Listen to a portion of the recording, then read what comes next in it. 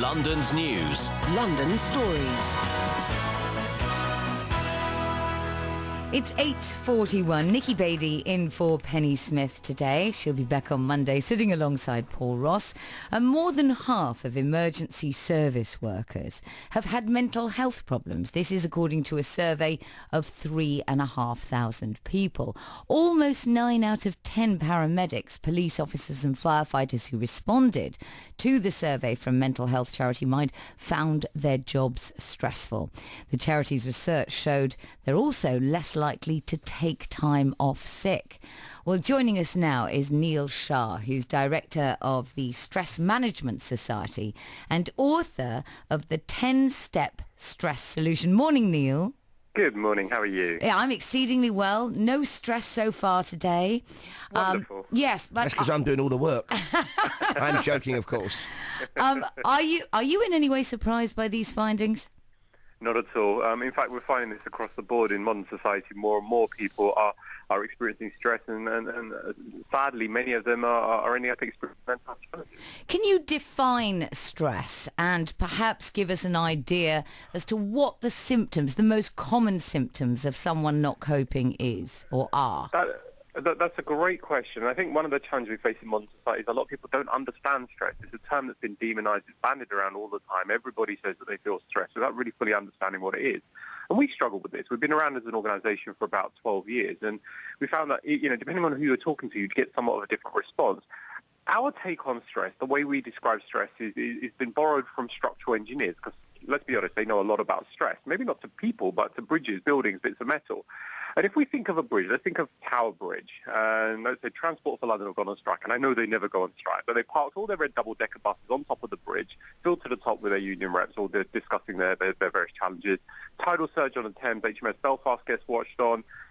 We've got capacity issues at Heathrow Airport. Mayor Boris sanctioned the building of a temporary runway which runs across the top of Tower Bridge. We've got a couple of Airbus A380s that land on there. Construction work going on. We've got some heavy plant machinery, some cranes. If we put enough weight, enough load onto the bridge, what's going to happen eventually? That sounds like a disaster movie waiting to happen there, but we take your point. It's about too much pressure. Exactly, and that's what's happening in modern life. We are ramping up the amount of pressure and challenge and demand that we're experiencing in our lives, both at work and in our personal life. So how do we bring it down? How do we bring stress levels down? How do we find our happy, calm, stress-free places?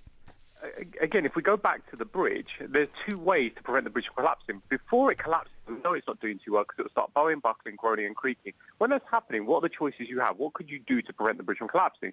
Either, number one, we remove the load, we alleviate some of the pressure or some of the demand, or we better support the bridge. We reinforce the bridge with concrete blocks, iron girders, put them underneath the bridge to better equip it to cope with the demand that's being subjected to. Okay, so what are the emotional iron girders we could use then? What should we do? Should we think about the things that mean something to us? So sorry, I didn't catch that. I was saying, you talk about we need to support it, we need to buttress this overstressed bridge, but what can we use to be those girders?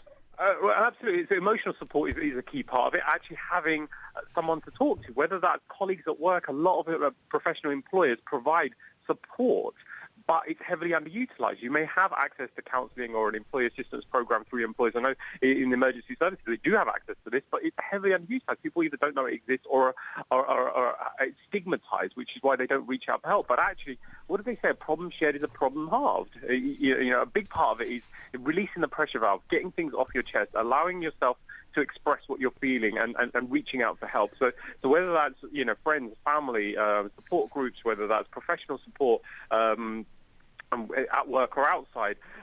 Exercise is another great thing that will strengthen your bridge. When you go into stress, your body has gone into the fight or flight state. It's preparing itself to fight or run away from a saber-toothed tiger. So that's why some people get inappropriately aggressive sometimes at work. They're under stress and suddenly the smallest thing will make them snap, but actually it's a build-up from a long way back. Absolutely. It's the straw that breaks the camel's back. If you remember the film Falling Down with Michael Douglas, the guy that had a huge amount of stuff that was going on in his life. He's evicted from home, he's late for his work, and he goes into a restaurant to get himself some breakfast. They stop serving breakfast. Now, it's a minor thing, but that caused his bridge to collapse. He pulled out a shotgun and went absolutely mental. Yes, Neil, I'm so sorry. We need to go to the travel right now, but thank you so much. Neil Shah is director of the Stress Management Society, using repeatedly the analogy of an overburdened bridge. I wonder how London's bridges are doing, and the roads in the Wales. Paul Murphy Cast has the latest.